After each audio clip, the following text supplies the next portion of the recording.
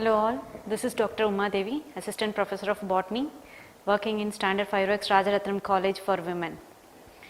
So today's topic is recessive epistasis. So let us see, before entering into the topic, we have to go through what is epistasis and what are the things that need to be seen. So epistasis is a Greek word which means to stop. So anything that is stopping the expression of a character, the gene that is expressing will get masked by another gene. So this is like stopping the expression of a particular gene. So that is epistasis. So it is derived from the Greek word which means to stop. So in the epistasis we have to know two things. One is epistasis gene, epistatic gene, and another one is hypostatic gene. So epistasis static gene is the gene which masks the other genes. So a gene which masks the expression of other gene, we call it as epistatic gene. So epi means higher, so it is upward, or we can say it is on the top. So it is the dominant thing which masks the expression of another gene. So hypostasis is lower, or we can say it is under.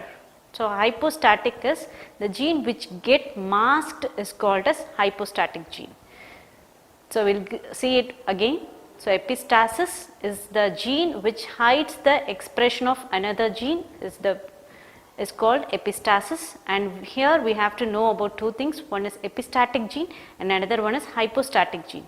Epistatic gene is the gene which masks the expression of another gene, so it will be dominant, and hypostatic gene is the gene which get masked by the allele is called as hypostatic gene. So now coming to the recessive epistasis. So there are two types of epistasis. One is dominant epistasis and another one is recessive epistasis. So now we will be seeing about the recessive epistasis. As the term says, it is recessive epistasis. Here there is homozygous recessive gene will be the epistatic gene which masks the expression of the other gene. So we have to be clear in this statement that in recessive epistasis, homozygous recessive gene is the gene which suppresses the expression of other genes, be it dominant gene, homozygous dominant or heterozygous dominant. If the gene is both recessive homozygous, then that gene will express the mask the expression of other gene. So in a recessive epistasis, when a homologous gene or of one allele hides the expression of other gene, it is recessive epistasis. So in recessive epistasis, commonly a cross between the Labradors is taken as an example. So we will be seeing about the F1 and F2 generation of this Labrador dog. So here the dominant character will be the black color, the gene that is expressing the black color of the dog, and the heterozygous gene will be brown, and the recessive gene will be yellow in color. Yes, now coming to the recessive epistatic genes. So here the hypostatic gene will be capital B, which is homozygous dominant gene that codes for the development of black pigments in the dog. And next is the capital B, small b, which is the heterozygous dominant allele that codes for the brown color of the dog skin. And the third one is the small b, which is homozygous recessive allele that codes for again the brown pigment. So since the second one, heterozygous dominant allele has capital B in it, so it expresses the black color of the dog, black color pigmentation. So capital B homozygous and capital B small b is heterozygous. Both these alleles, they code for the black pigmentation, and the third one small b.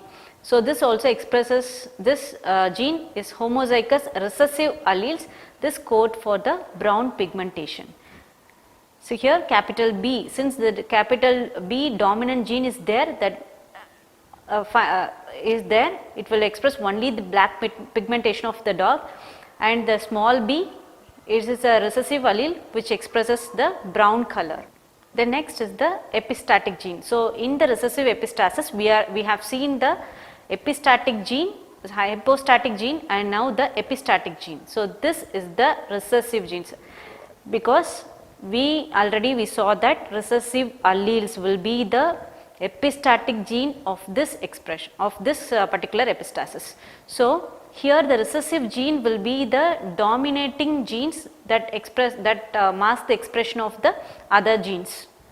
So here then automatically the recessive genes will become the epistatic gene, as they are suppressing the character, and the other gene, be it dominant, homozygous or heterozygous, that becomes the hypostatic genes there, because they get masked by the recessive homozygous alleles. So here epistatic gene is capital E, this capital E heterozygous recessive character, homozygous recessive character will allow the expression, and same way capital E and small e, that will also allow the expression of the genes when it is with the dominant genes like capital B or capital B small b, when these genes are there, they will allow the expression of that particular pigment. The last one, this is very important here. So capital small e and small e, these are the recessive characters, recessive genes. These genes, if they are present, they will mask the expression of the dominant genes or other genes. So here there will not be expression of any color. So when there is small e and small e, this will be acting as an epistatic recessive gene. This undergoes a recessive epistasis, and they will mask the expression of black or brown color, and this will form no pigmentation. So the color will be yellow in nature. Now we will see the cross. So when in the F1 generation, when a black dominant when a dog having dominant genes and the dog having the recessive genes are crossed, they will produce the F2 generation. The progeny that is being produced in the F2 generation will be of 3 different characters. One will be black, and the second category will be brown, and the third category will be yellow. We will see in detail about the cross. So the genotype will be in this way. So capital B, when there is capital B and capital E, that will express in black color, that will allow the production of black pigments in the dog. And also this small b, when it is present, it will be expressing the brown color, and if there is small e and small e, which is the recessive gene there, will mask the expression of black or brown color. They will be produced only in the yellow color, even if it is having capital B dominant genes or it is having recessive genes. So if there is presence of this small recessive genes, small e and small e, then that will mask the expression of the other 2 colors. So if we cross the Labrador homozygous, that is capital B and capital E for the dominant alleles, with the recessive gene, with the recessive alleles that is having small b and small e, which is having no color pigmentation, then the F2 progeny will be produced in this phenotypic ratio, that is 9 black, 3 brown and 4 yellow dogs. So this cross is expressed as in pictogram. So you can see in the F1 generation, capital B and capital E is crossed with small b, small e. This small e is present in the parental generation.